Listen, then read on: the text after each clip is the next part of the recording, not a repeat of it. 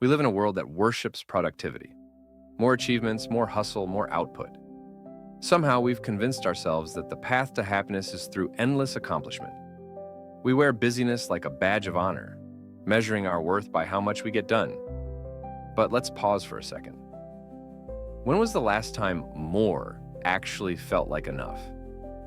You hit that next goal, and for a moment, just a brief moment, you feel good. But almost immediately, a new target appears. A bigger project, a higher expectation, another race to run. There's always something next, and no matter how hard you push, fulfillment seems just out of reach. It's like chasing the horizon. You keep moving forward, thinking you're getting closer, but the finish line keeps shifting. And the irony? The very thing we sacrifice for success, our peace, our time, our sense of joy, is what we need the most. From the moment we're old enough to understand ambition, we're told that success is the key to happiness. Work hard, climb the ladder, make something of yourself. Then you'll feel fulfilled. But what if we've been sold a lie? In one study, people who reached major life goals, landing a dream job, getting a big promotion, even winning the lottery, reported feeling happier, but only temporarily. Within months, their baseline happiness returned to what it was before. Psychologists call this the hedonic treadmill. The idea that no matter how much we achieve, we quickly adapt and start craving the next thing. It's why people making six figures still feel like they need more money. It's why workaholics never feel like they've done enough. It's why burnout is on the rise, despite all our advancements in technology, flexibility, and efficiency. The problem isn't that we're not achieving enough, it's that we're stuck in an endless loop, one that convinces us that just a little more will finally bring peace. Think about the moments in your life that actually felt meaningful. Was it when you checked off another task on your to-do list? Or was it when you were fully present, lost in something you loved, spending time with people who matter? We sacrifice those moments in pursuit of more, telling ourselves we'll slow down later. But later never comes. And the scariest part?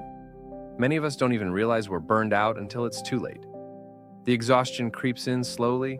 First, it's a little fatigue, then it's frustration, then suddenly, even things you once loved feel empty. That's burnout. That's the cost of believing the illusion. What if success isn't about pushing harder, but about choosing better? What if true fulfillment isn't found in endless productivity, but in learning when to stop? Because at the end of the day, more was never the answer. We just forgot to ask the right question. At first, it feels good. The momentum, the sense of progress, the thrill of crossing tasks off your list. You wake up early, dive into work, stay late, and push through exhaustion because it's worth it, or so you tell yourself. But then something shifts. The energy that once fueled you starts to fade. The excitement you felt about your work turns into something else. Fatigue, frustration, maybe even resentment. And before you realize it, you're stuck in a cycle you can't escape. This is burnout. But the tricky thing, it doesn't happen all at once. It creeps in silently like a slow leak in a tire, draining you little by little until there's nothing left. A lot of people think burnout just means being tired. If that were true, a good night's sleep would fix everything. But burnout is different. It's not just physical exhaustion, it's emotional and mental depletion. Psychologists break it down into three core symptoms. 1. Emotional exhaustion. You're drained. Every little task feels overwhelming, and no matter how much you rest, it never feels like enough. 2. Depersonalization. You become cynical, detached, and start questioning people's intentions. Things that used to bring you joy now feel meaningless. 3. A sense of ineffectiveness. The worst part, you start feeling like nothing you do really matters. Even when you work hard, you don't see results, so what's the point? It's like being on a treadmill that never stops. You're running faster, but you're getting nowhere. Burnout doesn't announce itself with flashing warning signs. It disguises itself as dedication. You tell yourself you're just going through a busy season. You convince yourself you just need to work a little harder, push a little more. and everyone around you is doing the same thing, so it feels normal. But then one day you wake up and realize you feel nothing. No excitement, no motivation, no spark. You're not just tired, you're empty. And that's the moment it hits you. Somewhere along the way, the thing that once gave you purpose has drained it from you instead. Society glorifies productivity. We celebrate people who grind, who sacrifice, who push past limits. Rest is seen as laziness, and slowing down feels like falling behind. But at what cost? The cost is your health, your relationships, your ability to enjoy life outside of work. The cost is feeling like a stranger in your own life, disconnected from the things that used to make you feel alive. We keep chasing productivity, thinking it will lead to fulfillment. But real fulfillment doesn't come from doing more. It comes from doing what actually matters. Burnout isn't a sign of weakness. It's a sign that something is broken, that the way we're living, working, and striving isn't sustainable. The solution isn't another productivity hack or a better morning routine. It's learning to recognize when enough is enough. It's choosing balance over burnout. Because at the end of the day, the hidden cost of productivity is too high a price to pay. You tell yourself you'll rest. Just one more task, one more email, one more late night. Then you'll take a break. But somehow the break never comes, and when it does, it doesn't feel like rest. It feels like wasted time. Because in a world that glorifies the grind, stopping feels like falling behind. So we keep going. We measure our worth by how much we do, how productive we are, how busy we seem. We chase success, thinking it will bring freedom. But instead, we find ourselves caught in something else entirely. A cycle we can't escape. It starts as ambition. You set goals, you work hard, you push yourself, and at first it pays off. You achieve things, you feel accomplished. People admire your work ethic. But then the bar moves, the goalposts shift. The moment you reach one milestone, there's another waiting. So you keep pushing, keep grinding, keep proving yourself. And somewhere along the way, work stops being a means to an end. It becomes the end itself. You don't work to live. You live to work. You know you need balance. You hear people talk about self-care, about recharging. So you try. You schedule a break, force yourself to rest. But even that starts to feel like work. You track your sleep, measure your meditation progress, turn hobbies into side hustles. Even fun has to be optimized. Instead of resting for the sake of resting, you rest to be more productive later. Relaxation becomes another item on the to-do list. And just like that, you're back where you started, trapped in the loop. Hustle culture whispers, just work a little harder, and then you'll be free. Just one more hour, one more project, one more promotion, but just one more never ends. There's always something next, and the cruelest part, the more you achieve, the harder it becomes to stop, because slowing down feels like losing everything you worked for. You tell yourself that if you step away, if you rest, you'll fall behind. But behind who? Behind what? The truth is, there is no finish line. No moment where you finally catch up. No magical day where everything is done, and you can finally relax without guilt.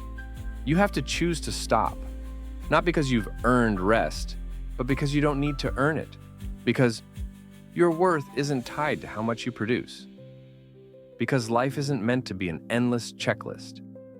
So the real question isn't, how do I get more done? It's, what am I chasing, and is it even worth it? We've been taught to fear stillness. The moment we stop, a voice in the back of our minds whispers, you should be doing something. We reach for our phones, check our emails, refresh the news. Silence feels uncomfortable. Idleness feels wrong. Because somewhere along the way, we started believing that doing nothing is a waste of time. But what if that's the biggest lie we've ever been told? What if doing nothing isn't useless, but essential? Think about the last time you let yourself be completely idle. Not scrolling, not planning, not optimizing, just existing. Feels strange, doesn't it? That's because we live in a world where rest has become a moral failure. We admire the people who wake up at 5 a.m. to get ahead, who never waste a second, who hustle harder than anyone else. And we shame ourselves when we don't. We call ourselves lazy for taking breaks. We apologize for relaxing. Even our free time has to be productive. Reading self-improvement books, working on side projects, making every second count. Somewhere along the way, we forgot how to just be. But idleness isn't the enemy. It's not laziness, and it's not procrastination. It's space. And space is where the good things happen. It's in the quiet moments that our minds make connections, that creativity sparks, that meaning returns. Great ideas don't happen when you're forcing them. They happen in the shower, on a long walk, in the moments where you let your mind wander. Einstein called this thought experiments. Da Vinci called it wasting time. Today, we call it being unproductive. But history proves it. Idleness is where the breakthroughs happen. So how do we reclaim idleness? First, we have to unlearn the guilt. Sitting on a park bench, staring at the sky, listening to the wind in the trees, this is not wasted time. It's the opposite. It's the time that reminds us who we are. Second, we need to let go of the need to optimize. Not every hobby needs to be a side hustle. Not every passion needs to be monetized. Some things should exist simply because they bring us joy. Sing badly, doodle with no purpose, stare at the ceiling. These are not signs of laziness. They are signs of a life being lived. We think we need to do more to feel whole. But maybe wholeness was always there, just buried beneath the noise. So let yourself be still.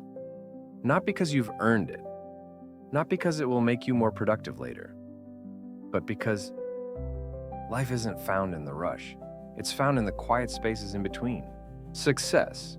For most of us, it's a word tangled up in more. More work, more achievements, more hustle. We chase it endlessly, believing that if we just push a little harder, achieve a little more, we'll finally arrive. But what if we're chasing the wrong thing? What if true success isn't about doing more, but about doing less? What if the secret to energy, purpose, and peace isn't in the next big milestone, but in the space we allow ourselves to breathe? Think back to your biggest accomplishment, the degree you earned, the promotion you got, the milestone you hit. How long did that feeling of success last? A day, a week, maybe a month? Then what happened? The next goal appeared, the next expectation, the next reason you still weren't quite there yet. Because when success is measured by constant striving, it never lets you rest. There's always another level, another thing to chase. And without realizing it, you've traded your energy, your purpose, your peace for a race with no finish line. You aren't failing. The system is somewhere along the way we accepted a dangerous idea that success should hurt, that it should be exhausting, that stress and burnout are just part of the deal, that if we aren't sacrificing, we aren't really working hard enough. But what if success felt lighter? What if it felt like clarity, energy, and purpose without the weight of exhaustion? Because here's the truth. Success isn't about doing everything. It's about doing the right things. It's about knowing when to push forward and when to pause. It's about making space for new stillness, not as an afterthought, but as a priority. Because stillness isn't the enemy of progress. It's the fuel for it. Imagine waking up tomorrow with no pressure to prove yourself. No mental checklist of everything you should be doing. What would you do? Maybe you'd take a slow morning, sip your coffee without rushing, let your mind wander. Maybe you'd finally have the energy to create, to explore, to enjoy without guilt. That's not laziness, that's life. Intentional stillness isn't about quitting everything and sitting in silence forever. It's about choosing what truly matters. It's about working hard, yes, but only on the things that are worth it. It's about recognizing that your time, energy, and peace are valuable, and that saying no to the unnecessary is the greatest power you have. So what if we define success differently? Not by how much we accomplish, but by how much we enjoy what we do. Not by how exhausted we are, but by how energized we feel. Not by how much we hustle, but by how much peace we create in our own lives. Because real success isn't just about getting ahead, it's about coming back to yourself.